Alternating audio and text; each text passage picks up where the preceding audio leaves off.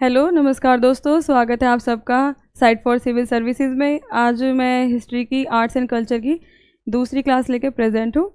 तो कल मैंने आपको बताया था कि कैसे हम लोग आईवीसी से यानी इंडस वैली सिविलाइजेशन से मॉडर्न इंडिया में जो कल्चर है वहाँ तक कवर करेंगे। एक प्रीफेस दिखाई थी, तो उसकी अब डिटेल वीडियो आप आज से स्टार्ट हो जाएगी। तो ये पहला हमारा वीडियो है डिटेल में, जिसमें हम कल्चर पढ़ेंगे हड़प्पाई कला और वास्तुकला।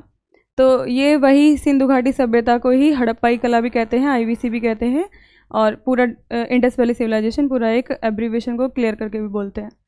तो इसका जो टाइम पीरियड है वो इसमें थोड़ा सा कंफ्यूजिंग सा लगता है सुनने में। ईसा पूर्व तीसरी सहस्त्राब्दी के अर्धांश, मैं समझाती हूँ इसको। 2350 से 1750 ये इसका टाइम पीरियड है, और ये ईसा पूर्व है, बीसी यानी बिफोर क्राइस्ट, यानी ईसा के जन्म से इतने वर्ष पहले। और ये सिंधु घाटी सभ्यता कोई पहली सभ्यता नहीं है विश्व की, इससे पहले कई सभ्यताएं हुई हैं, जिसमें सबसे पहली थी मिस्र की सभ्यता।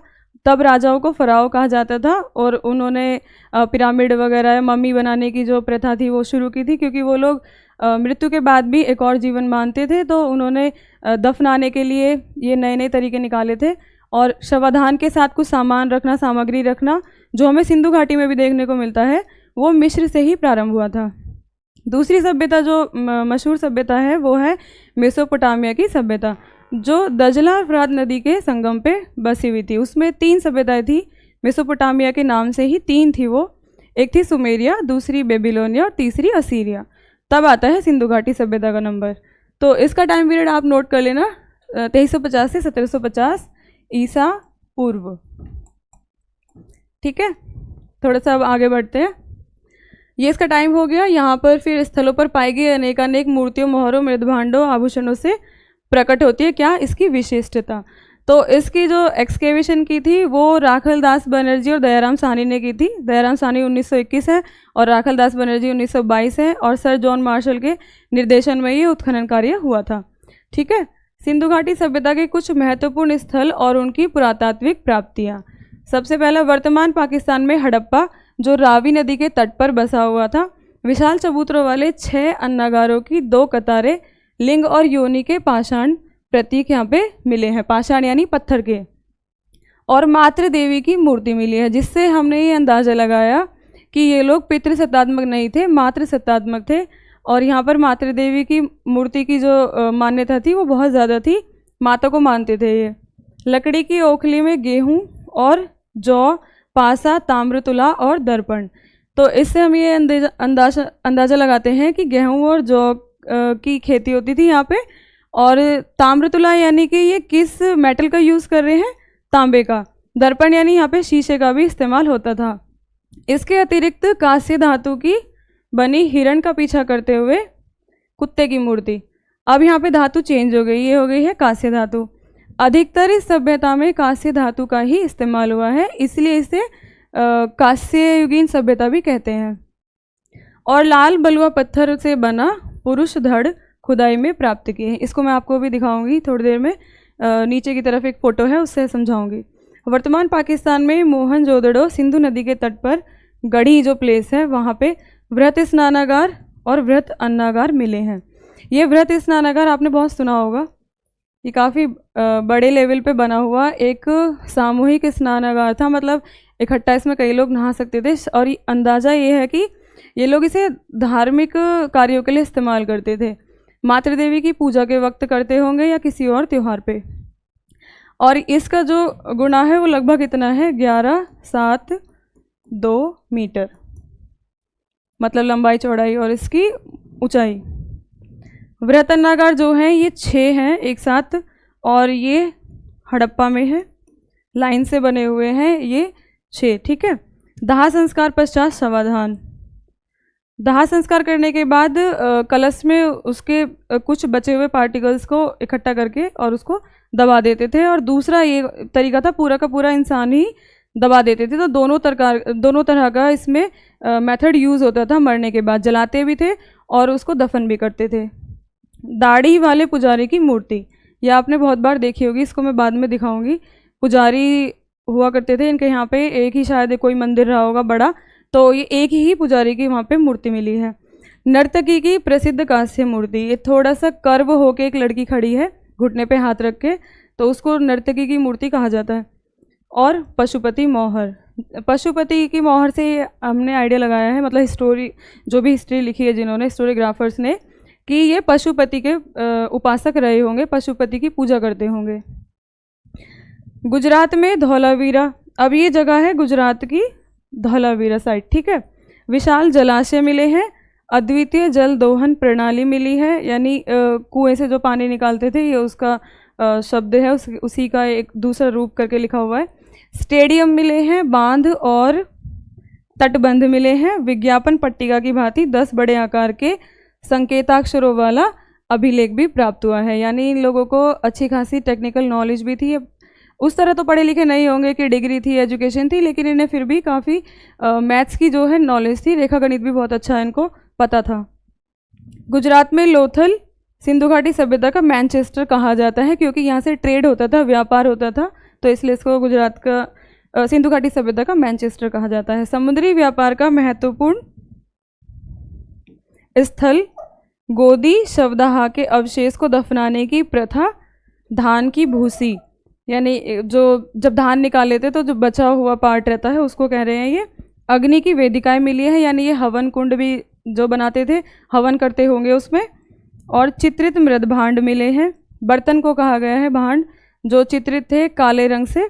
और आधुनिक शतरंज, यानी ये चेस खेलते थे। घोड़े और जहाज की टेराकोटा की आकृति मिली है। तो यहाँ पर पहले तो कहा गया था कि यहाँ पर घोड़े के कोई साक्ष्य नहीं मिले हैं, लेकिन बाद में सुरकोटड़ा से वो प्राप्त हुए थे, तो फिर ये रिसर्च हुई कि इसका मतलब यहाँ पर घोड़े भी थे।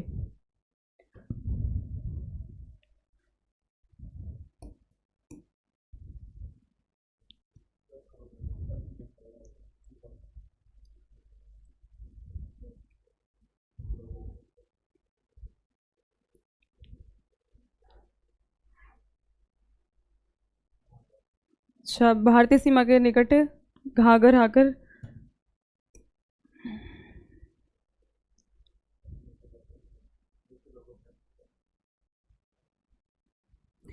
भारतीय सीमा के निकट घग्गर हाकरा की धारा पर स्थित पाकिस्तान में गनेरीवाल, इसको गनेड़ीवाल भी कह देते हैं और गनेरी भी कह देते हैं, बस शब्द को थोड़ा सा अलग बोलने का मेथड हो जाता है सबका। अन्नागार समाधि क्षेत्र, नालिया, टेराकोटा की ईंटें मिली हैं। रोपड़ में, भारत में पंजाब में सतलज नदी के तट पर ये स्थित है रोपड़।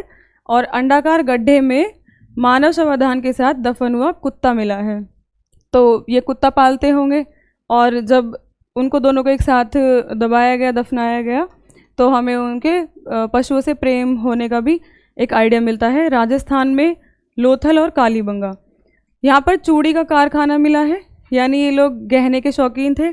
खिलौने और गाड़ियाँ मिली हैं, मतलब वो इस तरह के खिलौने हैं कि वो गाड़ियाँ बनाई हुई हैं उसमें। और ऊँट की हड्डियाँ मिली हैं। अलंकृत ईंटें, गढ़ी और निचला नगर, निचला नगर मतलब थोड़ा नीचे पे बसा हुआ था ये, बाकी जो मोहनजोदारो है वो काफ़ी ऊंचा बसा हुआ था। कुछ इस तरह से इनका डेवलपमेंट हुआ था। यहाँ पे मोहनजोदारो है सबसे ऊपर, ठीक है।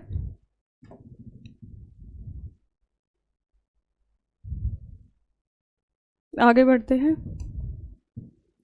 गुजरात में सुरकोटड़ा, जो मैं अभी बता रही थी कि सुरकोटड़ा में प्राप्त हुई थी घोड़े की हड्डियों का पहला वास्तविक अवशेष, तो हमें फिर ये पता लगता है कि यहाँ पर घोड़ा भी हुआ करता था।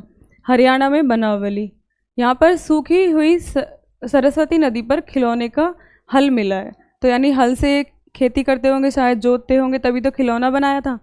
जौ, लापीस लजूली, अग्निवेदिया, अंडाकार आकार की बस्ती, तो जो बस्ती थी वो इस तरह से बनी हुई थी कि उसके जो शेल्टर्स थे, घर थे, वो अंडाकार शेप के बने हुए थे, जैसे अभी भी राजस्थान में कहीं देखने को मिलते हैं। आर्य गलियों वाला एकमात्र नगर, ये आर्य गली होती है, जैसे अधिकतर सिंधु घाटी में ऐसे एक दूसरे को काटती हुई गलियां मिली थी, लेकिन यहाँ पर कुछ इस प्रकार की गली मिली हैं जिसमें डिज़ाइन जो है बहुत ही स्पेसिफिक सा बना हुआ था। उत्तर प्रदेश में आलमगीरपुर, मेरठ उत्तर प्रदेश में यमुना के तट पर सिंधु घाटी सभ्यता का सबसे पूर्वी स्थल है ये। सबसे पूर्वी स्थल सिंधु घाटी सभ्यता का यही है। प्रमुख खोजें तांबे के बने हुए टूटे फलक, मिट्टी की बनी वस्तुएं और नाद पर कपड़े की छाप। ये सूत का और ऊन का सब मतलब कई तरह का इनके पास फैब्रिक था जिसको ये यूज़ करते थे। सर्दियों में ऊन यूज़ करते होंगे और गर्मी में कपास। पाकिस्तान में स्थित मेहरगढ़ को सिंधु घाटी सभ्यता का अग्रदूत माना जाता है। क्यों? क्योंकि जब पाषाण काल खत्म हुआ था तो यहाँ पे नवपाषाण काल के कुछ अवशेष मिले थे। सिंधु घाटी सभ्यता से पहले हुआ था नवपाषाण काल, तो इसलिए वो अग्रदूत कहा जाता है। यहाँ मिट्टी के बर्तन, तांबे के औजार मिले हैं। इस सभ्यता के दो प्रमुख स्थल हैं, हड़प्पा और मोहनजोदाड़ो। शहरी नागरिक नियोजन के आरंभिक और सर्वोत्तम उदाहरण में से एक है। ये सभ्यता ग्रामीण नहीं थी, ये शहरी थी। पहली बात तो जब जो ग्रामीण सभ्यता संस्कृति होती है उसे संस्कृति ही कहा जाता है, क्योंकि उसमें कुछ ट्रेडिशनल चीज़ें होती हैं। उनका वे ऑफ लिविंग जो होता है काफ़ी सिंपल होता है। लेकिन सभ्यता कहते हैं जब वहाँ शहरीकरण हो जाता है और उनका वे ऑफ लिविंग काफ़ी डेवलप होता है। तो इसलिए ये ग्रामीण नहीं थी, ये शहरी सभ्यता थी। शहरी नागरिक नियोजन के आरंभिक और सर्वोत्तम उदाहरण है सिंधु घाटी सभ्यता के स्थल। और सड़कों का नियोजित नेटवर्क, घर और जल निकास प्रणाली, हर घर के साथ निकास के लिए नालियाँ बनी हुई थी। तो यानी वो हाइजीन का भी बहुत ध्यान रखते थे। इस युग के दौरान विकसित नियोजन और अभियांत्रिकी कौशल का प्रमाण है। मतलब कुछ इस तरह की टेक्नोलॉजीज़ यूज़ करते थे। जैसे आज के टाइम पे हम बड़े बड़े टैंक रखते हैं, वो मटका इस तरह का बनाते थे बहुत बड़ा, जो क्लीनिंग के लिए यूज़ होता था। हड़प्पा सभ्यता की वास्तुकला।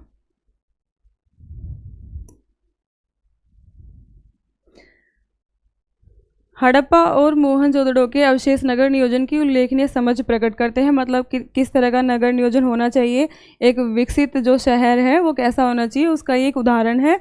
नगर आयताकार ग्रिड पैटर्न पर आधारित थे। सड़कें उत्तर, दक्षिण और पूर्व पश्चिम दिशा में जाती थी। ग्रिड पैटर्न वही है कि मतलब वो इस तरह से एक दूसरे को समकोण पर काटती हैं।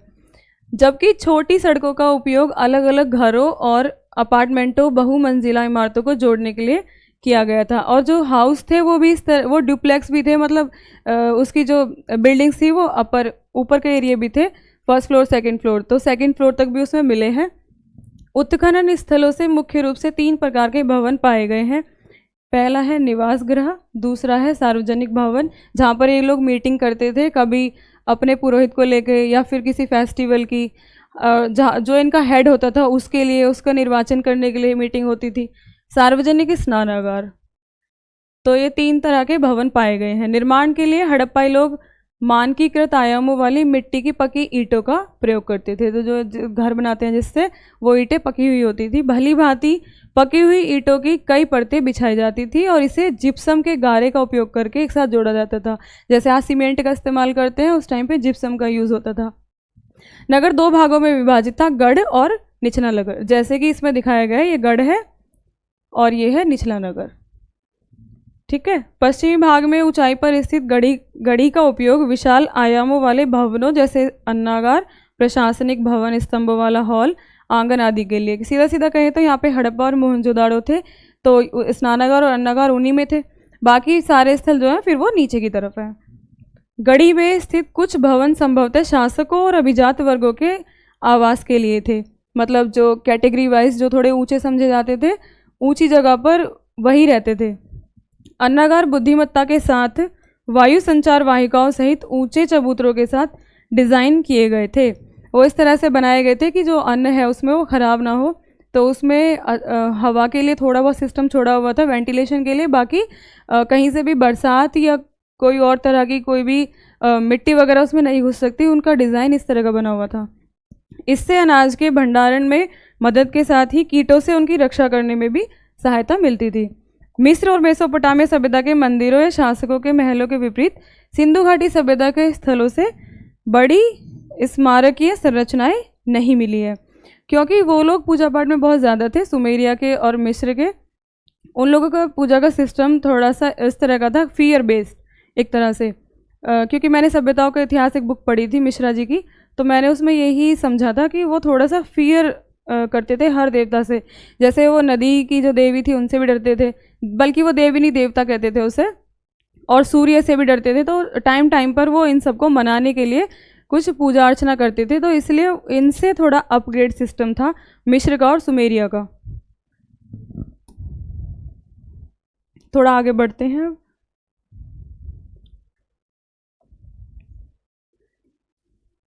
अब ये देखिए स्नानागार, जो मैं आपको बता रही थी वो ये स्नानागार है, मोहनजोदड़ो का विशाल स्नानागार। हड़प्पाई नगरों की एक प्रमुख विशेषता सार्वजनिक स्नानागार। सार्वजनिक इसीलिए वर्ड यूज़ हुआ है, मतलब एक इकट्ठा एक साथ सब उसे यूज़ कर सके, और वो किसी स्पेशल ओकेशन पे ही यूज़ होता था। इससे उनकी संस्कृति में कर्मकांडे पवित्रता के महत्व का संकेत मिलता है। कर्मकांडे पवित्रता, ये वही धार्मिक किसी रीति रिवाज या क्रिया की बात हो रही है। इन स्नानागारों के चारों ओर दीर्घाओं और कक्षों का समूह था। ये दीर्घाएं और कक्ष मतलब ये इसकी बात हो रही है, यहाँ पे ये जो इसको कवर किया, और ये सीढ़ियाँ हैं यहाँ पर उतरने के लिए। यह हड़प्पा सभ्यता की अभियांत्रिकी क्षमताओं का परिचायक है, मतलब उन्हें काफ़ी नॉलेज थी, कितना मेजरमेंट करना है, कैसे बनाना है, पूरा सिस्टम उनको पता था, तो विकसित थे तो तभी पता था। व्रत स्नानागार में कोई दरार या रिसाव नहीं है। तो ड्रेनेज का जो सिस्टम था वो इस तरह का नहीं है कि वो ओपन है, था इसमें ड्रेनेज का सिस्टम, लेकिन वो ओपन नहीं था, तो इसलिए वो गंदा नहीं दिखता था बिल्कुल भी। नगर के निचले भाग में एक कक्षीय छोटे भवन पाए गए हैं, मतलब एक एक कमरे के भवन। इनका उपयोग संभवतः श्रमिक वर्ग के लोगों द्वारा आवास रूप में किया जाता था। तो जो थोड़े ऊंचे वर्ग के लोग माने जाते थे, अभिजात वर्ग कहते हैं उसे, तो उनके तो डुप्लेक्स होम थे, लेकिन ये जो है सिर्फ एक रूम का इनको घर दिया गया है। संभवतः ये वो लोग थे जो उनकी सेवा के लिए होंगे, कर्मचारी रहे होंगे, ये उनके लिए है। कुछ घरों में सीढ़ियाँ भी थी, जिससे संकेत मिलता है कि संभवतः 2 मंजिला भवन थे। अधिकांश भवनों में निजी कुएं और स्नान गृह थे, और वायु संचार की भी उचित व्यवस्था थी। यही तो इनकी डेवलप टेक्नोलॉजी है, जिसमें ये एनवायरनमेंट फ्रेंडली भी थे और ये हेल्थ का भी ध्यान रखते थे और हाइजीन का भी। हड़प्पा सभ्यता की सबसे प्रमुख विशेषता उन्नत जल निकासी व्यवस्था, मतलब ये उस ड्रेनेज सिस्टम को कह रहे हैं जो हर घर के साथ नालियाँ बनी हुई थी, ये उसको उन्नत जल निकासी व्यवस्था कह रहे हैं। यहाँ पे प्रत्येक घर से निकलने वाली छोटी नालियाँ मुख्य सड़क के साथ साथ चलने वाली बड़ी नालियों से जुड़ी थी। तो ड्रेनेज इतना अच्छा था कि जो छोटी छोटी घर के आगे नालियाँ बनी हुई थी वो बाहर जाकर बड़ी नालियों में मिल जाती थी, और वो सारा जो कचरा है वो प्रतिदिन निकल जाता था बाहर। नियमित साफ सफाई और रख रखाव के लिए नालियों को शिथिल रूप से ढका गया था, नहीं तो उनमें फिर मॉस्किटो वगैरह हो जाते, गंदगी बढ़ जाती, धूल चली जाती, तो इसलिए उनको ढक देते थे, कवर कर देते थे। नियमित दूरियों पर मलकुंड सिस्पिट बनाए गए थे, जहाँ पर वो कचरा जाके इकट्ठा भी हो सकता था, जैसे आजकल शिविर और गटर बनाते हैं ना, वैसे। व्यक्तिगत और सार्वजनिक दोनों प्रकार की स्वच्छता पर दिया गया बल काफ़ी प्रभावशाली है। कई स्थानों पर कुओं की उपस्थिति भी देखी गई है। तो वाटर सेव करने के लिए ये सिस्टम भी रहा होगा, कुएं बनाए होंगे जिससे कि वाटर सेव हो सके, क्योंकि बारिश सीजनली होती है, तो इसलिए कुएं के साक्ष्य भी मिलते हैं। थोड़ा सा आगे बढ़ते हैं। कई विद्वानों का तर्क है कि टिग्रिस और यूफ्रेटस घाटी के मेसोपोटामियाई लोग सिंधु घाटी सभ्यता को मेलुहा कहते थे। इसके ऊपर एक अमीश त्रिपाठी की बुक है, मेलुहा का मृत्युंजय। ये यूज़ उन्होंने ही किया है, वर्ड जो यूज़ किया है मेसोपोटामियाई लोगों ने, जहाँ पे सुमेरिया की, असीरिया की और बेबीलोनिया की सभ्यता जन्मी थी। मेसोपोटामिया में सिंधु घाटी की कई मोहरें मिली हैं, मतलब उससे उनके एक दूसरे के साथ ट्रेड होने का प्रमाण मिलता है कि एक दूसरे के साथ वो व्यापार करते होंगे। हड़प्पाई सभ्यता की मूर्तियाँ। हड़प्पाई मूर्तिकार त्रिआयामी कृतियों से व्यवहार करने में बहुत कुशल थे, मतलब जैसे बहुत ज़्यादा कर्व वाली होती है तो त्रिआयामी कहते हैं मूर्तियों को, इसलिए पहले फेस होता है, फिर धड़ होता है, फिर उसका निचले पार्ट होता है, तो उस तरह से मूर्तियों को बनाया जाता था, तो उस पर ध्यान देते थे बहुत ज़्यादा। सबसे अधिक मोहरे, कांस्य मूर्तियाँ और मृदभांड प्राप्त हुए हैं। ठीक है, आगे बढ़ते हैं। मोहरे। पुरातत्वविदों को सभी उत्खनन स्थलों से अलग अलग आकार और प्रकार की कई मोहरे मिली हैं, जहाँ अधिकांश मोहरे वर्गाकार हैं, त्रिकोणीय और कहीं आयताकार है, मतलब जो उनकी शेप है वो कई तरह की है, कहीं सर्कल, कहीं गोल है, कहीं ऐसे है, कहीं ऐसे है, ठीक है, और कहीं पे ऐसे है। और वृत्ताकार मोहरों के भी उपयोग के साक्ष्य प्राप्त हुए हैं। कई शेप दे देते हैं मोहरे बनाने के लिए। हमारे टाइम पे भी जो हम छोटे थे तो कई तरह के सिक्के आते थे ना, तो वैसे ही मोहर को कई डिज़ाइन में बनाते थे। यद्यपि मोहरे बनाने के लिए नदी तल में पाए जाने वाले मुलायम पत्थर और स्टेटाइट का सर्वाधिक उपयोग किया जाता था। यहाँ ध्यान देने की ये बात है कि ये लोग सोना और चांदी का इस्तेमाल नहीं कर रहे थे मोहर बनाने के लिए, ये मुलायम पत्थर और स्टेटाइट का इस्तेमाल कर रहे थे। हालांकि अगेट, चर्ट, तांबा, फायंस और टेराकोटा की भी मोहरें मिली हैं। ये पकी हुई मिट्टी को कहते हैं टेराकोटा, ठीक है। लेकिन तांबे, सोने और हाथी दांत की मोहरें के कुछ उदाहरण मिले हैं। तो जब ये उदाहरण मिलता है सोने वाला, तो उससे इनके ट्रेड करने का ही आइडिया लगाया जाता है कि इन्होंने वो सोना ट्रेड किया था अफ़गानिस्तान से। ये मैंने पढ़ा हुआ था उसमें एक बुक में, तो उसमें डिटेल में यही था कि ये सोना इन्होंने अपने एरिया से नहीं लिया था, ये ट्रेड करके मंगाया था और तब उससे कुछ मुद्राएं बनाई थी। अधिकांश मोहरों पर चित्राक्षर लिपि, पिक्टोग्राफिक स्क्रिप्ट कहते हैं। मतलब इसमें इस तरह से ये बनी हुई थी जैसे किसी बर्ड का फेस रहता है या फिर किसी हॉर्स का रहता है, तो इसको इसलिए चित्रात्मक कहते हैं। मतलब उसमें जो लिपि है वो चित्र की तरह है, तो इसे चित्रात्मक या पिक्टोग्राफिक स्क्रिप्ट लिपि कहते हैं। मुद्रा लेख भी है, मिले हैं, लेकिन उसको समझा नहीं गया है अभी तक भी, उसको पढ़ा नहीं जा चुका।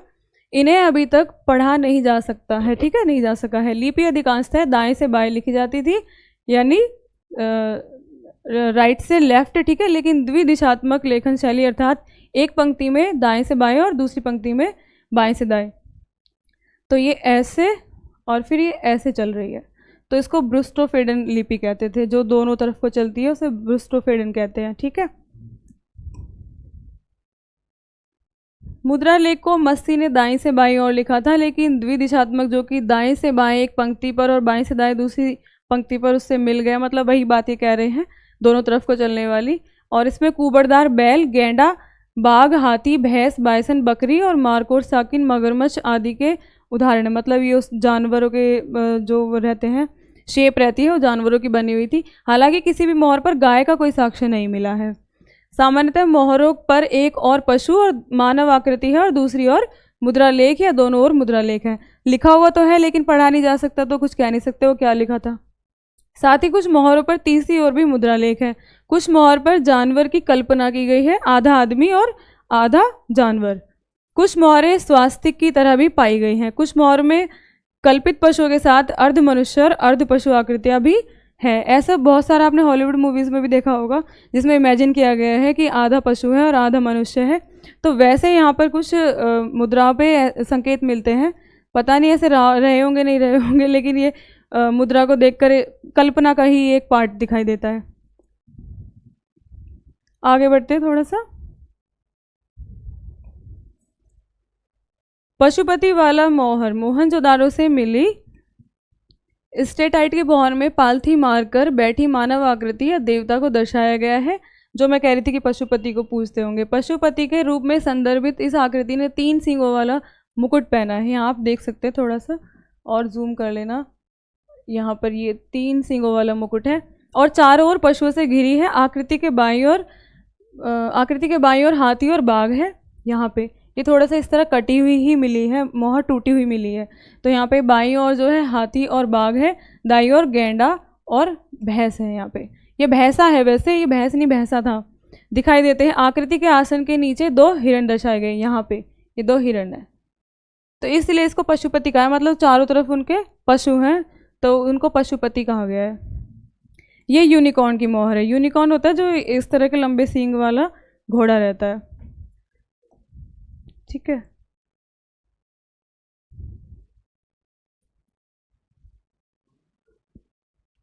कांसे की मूर्तियाँ, ये सब मोम की तकनीक से बनाई गई थी। कांसे की जो मूर्तियाँ हैं, मोम को मतलब उसमें 2 तरह से बनाते थे। पहले मोम से उसको शेप देके फिर उसमें मेटल डालते थे गर्म करके। तो इस मूर्ति बनाने के लिए जो एक मोल्ड यूज़ होता है वो मोम का था। हड़प्पा सभ्यता व्यापक पैमाने पर कांसे की ढलाई की प्रथा की साक्षी थी। कांसे की मूर्तियों को लुप्त मोम तकनीक या सायर परड्यू का उपयोग करके बनाया जाता था। इस तकनीक में मोम की मूर्तियों पर पहले गीली मिट्टी का लेपन किया जाता था, ठीक है, तब सूखने दिया जाता था और इसके बाद मिट्टी से लेपित मूर्तियों को गर्म किया जाता था। मिट्टी वो सूख के हट जाएगी तो सिर्फ मोम की शेप बच जाएगी, जिससे अंदर की मोम पिघल जाती थी और एक छोटे से छेद के माध्यम से मोम को बाहर निकाला जाता था और खोखले सांचे के अंदर पिघली हुई धातु डाल दी जाती थी। तो मतलब सिर्फ मिट्टी की शेप रह जाएगी और मोम को पिघाल के निकाल देंगे, उसके अंदर मेटल डाल देंगे। धातु के ठंडा हो जाने पर और जम जाने के बाद मिट्टी का लेप हटा दिया जाता था। जैसे मोम की आकृति होती थी उसी आकार की धातु की आकृति तैयार हो जाती थी। मोहनजोदड़ो की कांसे की नर्तकी की मूर्ति और कालीबंगा का कांसे का बैल, तो ये मोम को इस्तेमाल करके ही बनाए गए थे। उसको पहले मिट्टी से उसकी शेप दी, फिर मिट्टी सूख गई, मोम को पिघाल के निकाल दिया, मेटल डाल दिया और ये इस तरह की मूर्ति तैयार हो गई। ठीक है, ये नर्तकी की मूर्ति विश्व की सबसे पुरानी कांस्य की मूर्ति है। जिस तरह से ये अपने घुटने पर पूरी स्टाइल में हाथ रख के खड़ी है, उससे ये इसको नर्तकी की मूर्ति कहा जाता है। मोहनजोदड़ो में मिली 4 इंच की इस मूर्ति में आभूषण पहने हुए एक नग्न महिला को दर्शाया गया है। इसमें बाएं हाथ में चूड़ियां हैं और दाहिने हाथ पर कंगन और ताबीज सम्मिलित है। इससे इनके अंधविश्वासी होने का भी एक अंदाज़ा लगाया जाता है कि ये लोग शायद थोड़ा सा जादू टोना और काला जादू जो कहते हैं उसमें बिलीव करते थे, इसलिए ताबीज वगैरह भी बांधते थे। यह अपने कूल्हे पर दाहिने हाथ रखे हुए त्रिभंग नृत्य मुद्रा में खड़ी है, तीन जगह से मुड़ी हुई, त्रिभंग कहते हैं। ठीक है, इसे कल कवर करें, तो बाकी का हम कल कवर करेंगे। मिलते हैं नेक्स्ट क्लास में। Stay tuned, stay focus, bye bye, take care.